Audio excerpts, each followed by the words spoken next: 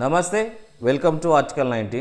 ఇక్కడ ఈ వీడియోలో కనిపిస్తున్న ఈ యువతి వయసు సుమారు ఒక 25 ఏళ్ళు ఉండొచ్చు, ఉంటే అంతకంటే కొద్దిగా ఎక్కువ ఉండొచ్చు. ఈ వీడియోలో ఈ యువతి చేసిన విన్యాసం ఏదైతే ఉన్నదో అది హైదరాబాద్ బీజేపీ పార్లమెంట్ అభ్యర్థి మాధవీలత గారు చేసిన విన్యాసం.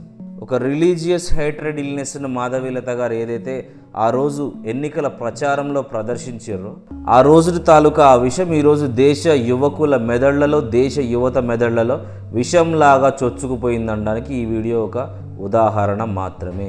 ఒక మసీదు పైకి రాముని బాణం సంధించినట్లు హిందువుల భావోద్వేగాలను రెచ్చగొట్టడానికి ఆవిడ చేసిన ప్రయత్నం 100% విజయవంతమైంది.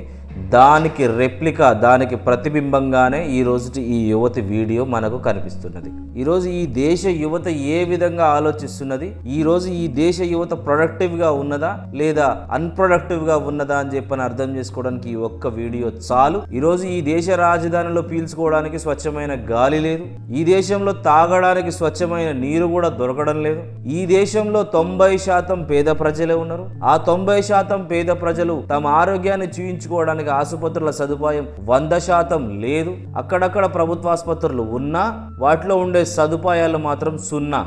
ఈ దేశ భవిష్యత్తు పాఠశాలలో నిర్మితమవుతుందంటారు. అటువంటి పాఠశాలలు ఈ దేశంలో ఎంత దరిద్రపు పరిస్థితుల్లో ఉన్నాయో మనం చెప్పుకోవాల్సిన అవసరం లేదు. మొన్న ఈ మధ్య బీజేపీ పాలిత రాష్ట్రమైన యూపీలో మధ్యాహ్న భోజనం కోసం పిల్లలకు పేపర్లలో ఆ మిక్చర్ లాంటి పదార్థం ఏదో వడ్డిచ్చారు. అంటే కనీసం పిల్లలకు భోజనం పెట్టలేని దరిద్రపు పాలన ఈ దేశంలో బీజేపీ మనకు అందిస్తుంటే దాన్ని ప్రశ్నించకుండా మనం మసీదుల పైన, చర్చిల మీద పడుతున్నాం.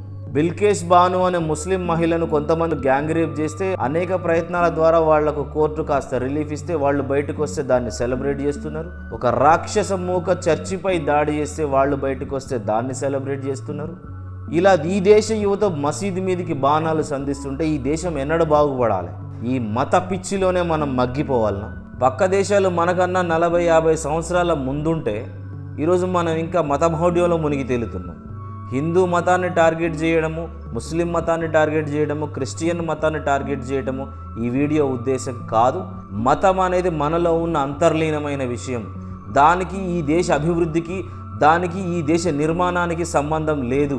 కానీ ఈ బీజేపీ నాయకత్వంలో, నరేంద్ర మోడీ నాయకత్వంలో నడుస్తున్న ప్రభుత్వాలన్నీ కూడా దాన్నే ముందేస్తున్నాయి, అభివృద్ధిని వెనకలేస్తున్నాయి.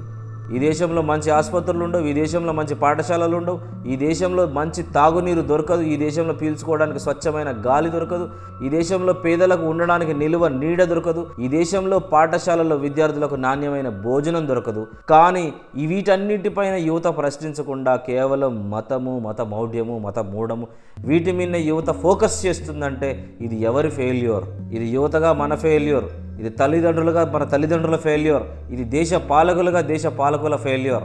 మతాన్ని మన మెదళ్లలోకి చొప్పించి అభివృద్ధికి మనల్ని దూరం చేస్తున్న నరేంద్ర మోడీ బీజేపీల ఫెయిల్యూర్. నేటి యువత ప్రశ్నించాల్సింది వాళ్ళకు కావాల్సిన ఉద్యోగ అవకాశాల గురించి, వాళ్ళు ప్రయాణిస్తున్న రోడ్ల గురించి, వాళ్లకు కావాల్సిన విద్యా ఉపాధి అవకాశాల గురించి, వాళ్లకు కావాల్సిన వైద్య సదుపాయాల గురించి, ఈ సమాజంలో ప్రభుత్వం చేస్తున్న అక్రమాల గురించి, అన్యాయాల గురించి వీటిపైన యువత స్పందిస్తే ఈ దేశానికి మేలు జరుగుతుంది తప్పితే ఒక మతం పైన పిచ్చి, ఈర్ష్య, ద్వేషం పెట్టుకొని దాడులు చేస్తాం, మతాధిపత్యం ముసుగులో మనుషుల మధ్య దూరం పెంచితే ఈ దేశానికి కలిగే మేలు సున్నా.